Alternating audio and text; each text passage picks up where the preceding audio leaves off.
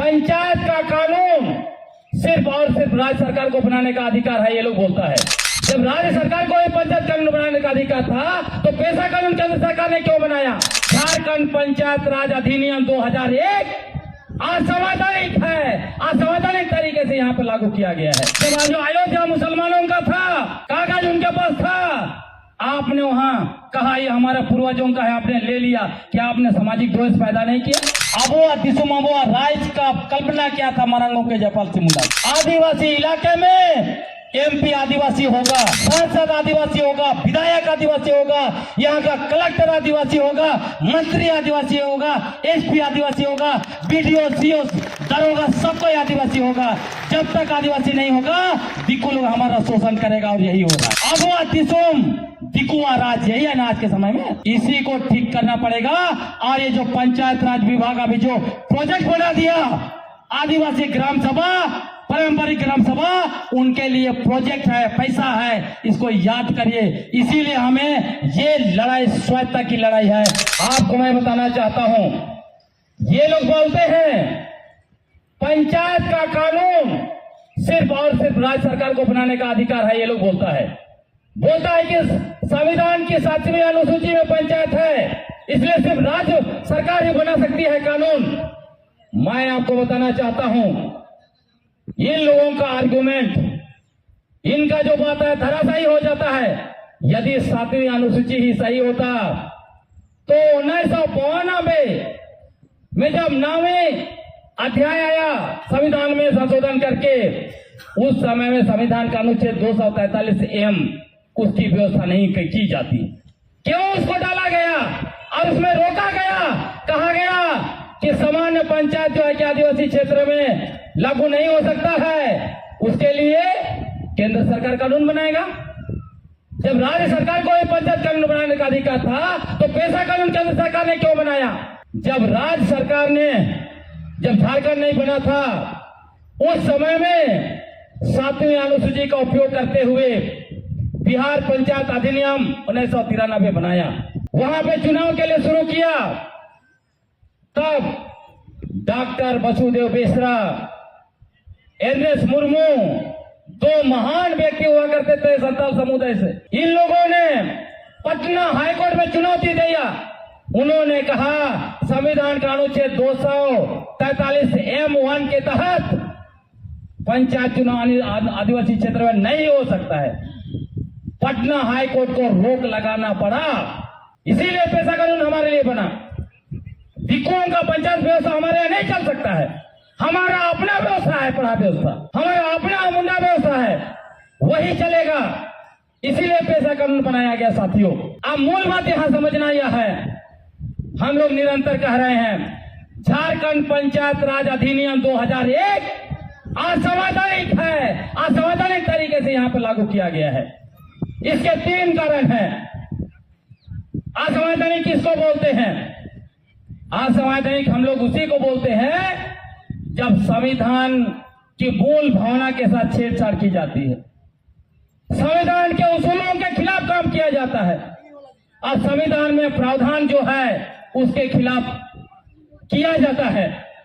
झारखंड पंचायत राज अधिनियम में यही हुई है। इस अधिनियम के द्वारा संविधान के 3 अनुच्छेदों का उल्लंघन हुआ है।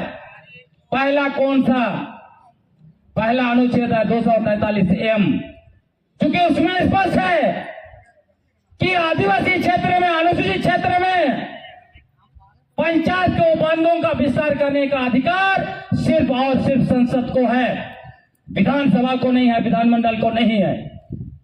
उसके बावजूद 2001 में झारखंड विधानमंडल ने कानून बनाया और हमारे ऊपर इन्होंने लाद दिया, इसीलिए यह असंवैधानिक है। दूसरा, संविधान का अनुच्छेद 244 का हनन हुआ है। 244 क्या बोलता है? चूंकि अनुसूचित क्षेत्र में यहां का प्रशासन और नियंत्रण संविधान के अनुच्छेद 244 और 5वीं अनुसूची के तहत होगा। अब उसी में 5वीं अनुसूची पायरा 6 के तहत अनुसूचित क्षेत्र का निर्धारण करने का अधिकार सिर्फ और सिर्फ राष्ट्रपति को है। लेकिन क्या कर दिया गया झारखंड पंचायत राज अधिनियम के तहत, उसका धारा 1-2 देखिए, उसमें लिखता है यह अनुसूचित क्षेत्र में नहीं, ये नगर निगम क्षेत्र में लागू नहीं होगा, ये कंटोनमेंट एरिया में लागू नहीं होगा। जबकि पेशा कानून में कहीं नहीं लिखा है। पेशा कानून में लिखा है ये पूरे अनुसूचित क्षेत्र के लिए है, यहां नगर निगम और कंटोनमेंट का कोई मतलब नहीं होता है। मतलब झारखंड पंचायत राज अधिनियम के द्वारा इन लोगों ने हमारा अनुसूचित क्षेत्र को कम कर दिया। जैसे रांची में नगर पालिका है, असंवैधानिक नगर पालिका, तो वहां पे जो है कि पेशा कानून लागू नहीं होगा। हम लोग बोलते हैं ये हमारा गांव है, रांची का 90% गांव मुंडाओं का था, वो गांव हमारे हैं, वहां पे पेशा कानून चलेगा। शहर तुमने बसाया, तुम्हारा शहर को हम स्वीकार नहीं करते हैं। वहां पे हम ग्राम सभा बनाएंगे, क्या बोलते हैं आप लोग, रांची के एक एक गांव को खोजेंगे, हम ग्राम सभा बनाएंगे। रांची अनुसूचित क्षेत्र बिल्कुल, ये जो है दिक्कू लोग क्या बोलता है, हम इस देश को हिंदू राष्ट्र बनाएंगे, ये हमारा है, अयोध्या हमारा है। उन्होंने खोजा, मैं इस बात इसलिए कह रहा हूं, बहुत सारे पत्रकार मुझे बोल रहे हैं पूरा शहर बस गया है, सारे लोग व्यवस्थित हो गए हैं, यहां पे आप सामाजिक द्वेष पैदा कर रहे हैं। मैं उनको मुंह तोड़ जवाब देना चाहता हूं, बोलता हूं, जब आज अयोध्या मुसलमानों का था, कागज उनके पास था, आपने वहां कहा ये हमारा पूर्वजों का है, आपने ले लिया, क्या आपने सामाजिक द्वेष पैदा नहीं किया? आप यूपी के एक एक मस्जिद में मंदिर ढूंढ रहे हैं, क्या हम अपने पूर्वजों की जमीन ना ढूंढेंगे, अपने पूर्वजों का गांव नहीं ढूंढेंगे, अपने पूर्वजों का खेत खलिहान नहीं ढूंढेंगे? इसीलिए मैं कहता हूं तुम जाके सारे मस्जिदों में मंदिर ढूंढो, हम जब अपनी गांव ढूंढेंगे, पूर्वजों की जमीन ढूंढेंगे, पूर्वजों का खेत खलिहान ढूंढेंगे, पूर्वजों का सरना स्थल ढूंढेंगे, तब समझ लेना उस दिन तुम्हारा मंदिर भी हमारा होगा, मस्जिद भी हमारा होगा, क्योंकि वो हमारी जमीन पर है। साथियों याद रखिए, लड़ाई बहुत बड़ी है, ये इसलिए हमें धर्म का जज्बा पहनाते हैं ताकि हमारा सारा इलाका, सारा पहाड़ निकल जाएंगे। तो इसलिए मैं कह रहा हूं, जब 5वीं अनुसूची का निर्धारण राष्ट्रपति का अधिकार है, आपने कैसे छीन लिया? उसके बाद 5वीं अनुसूची का मिनी असेंबली कौन है? आदिवासी टीएसी, ट्राइब एडवाइजरी काउंसिल कहते हैं। ये उसको कहा जाता है अनुसूचित परिवस्त्री परिषद, अनुसूचित जनजाति प्रवस्त्री परिषद, टीएसी, ट्राइब एडवाइजरी काउंसिल। तो अनुसूचित क्षेत्र के लिए कोई भी नियम कानून बनेगा वो टीएसी में जाएगा, क्योंकि हमारा वो असेंबली है। जेपी RA1 को वहां नहीं भेजा गया, तो आप सोचिए इन्होंने JPRA के द्वारा संविधान के अनुच्छेद 244(1) और 5वीं अनुसूची का उल्लंघन किया। तीसरा, जो कि झारखंड पंचायत राज अधिनियम एक अलग कानून है, स्वतंत्र कानून है, क्योंकि इसमें राज्य सरकार को बनाने का अधिकार नहीं था, इन्होंने बनाया। पेशा कानून केंद्रीय कानून है। तो जब ये दोनों कानून एक क्षेत्र में लागू हैं, दोनों आपस में टकराते हैं, तो कौन सा कानून लागू होगा? भारत का संविधान अनुच्छेद 254 बहुत स्पष्ट बोलता है कि संसद द्वारा पारित कानून लागू होगा, और यदि विधानसभा का कानून लागू करना है, उस स्थिति में महामहिम राष्ट्रपति से अनुमोदन करवाना पड़ेगा। JPRA का अनुमोदन नहीं करवाया गया, उसके बावजूद लागू किया गया है, मतलब भारत के संविधान का अनुच्छेद 254 का भी अवहेलना हुआ है। आप सोचिए, जो कानून भारत का संविधान 3 अनुच्छेद का उल्लंघन किया है, उस संविधान, उस कानून को हम असंवैधानिक बोलेंगे? नहीं बोलेंगे तो क्या बोलेंगे? जो लोग एनजीओ चलाते हैं, एनजीओ समूह, कुछ लोग पंचायत विभाग में अभी से जो है कि मास्टर ट्रेनर या क्या क्या बन गए हैं वो लोग, और कुछ दिक्कू लोग जो पंचायत विभाग से अभी से पैसा के नाम पर 13,000 आदिवासियों का गांव का ट्रेनिंग के नाम से उनको पैसा मिलेगा की दृष्टि लगाए हुए हैं। वही लोग हम लोग को बदनाम कर रहे हैं और बोलते हैं जेपी आ रहे, समझदार नहीं जल्दी लागू होना चाहिए ताकि उनको पैसा मिलेगा। और अभी आप देखिएगा, आपका ग्राम सभा से फोटो बनवा के, वीडियो बनवा के पंचायत विभाग को भेजा जा रहा है। उसको रोक रहा हूं आपको, क्यों मैं बताता हूं। हमारे पूर्वज लोग किसी का गुलामी नहीं किया। जब आर्य आए यहाँ पर यूरेशिया से 3,500 साल पहले, उनके साथ लड़ाई लड़ा।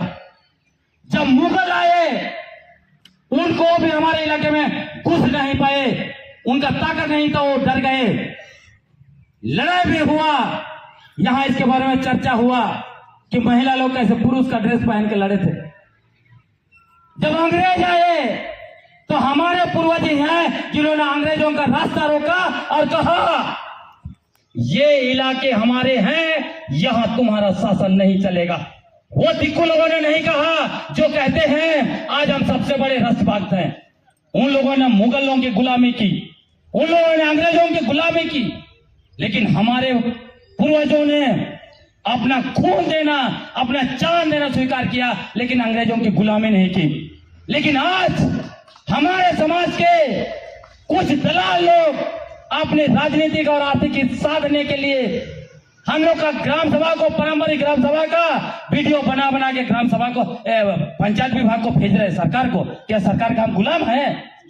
याद रखिएगा, जिस दिन पंचायत विभाग आपको नियंत्रण कर लेगा, जिस दिन सरकार आपको नियंत्रण कर लेगा, आपका कुछ नहीं बचना है। हम सोचते हैं अब क्यों आया? यही हमारा स्वायत्ता की वजह से। झारखंड राज्य अलग क्यों मांगा गया?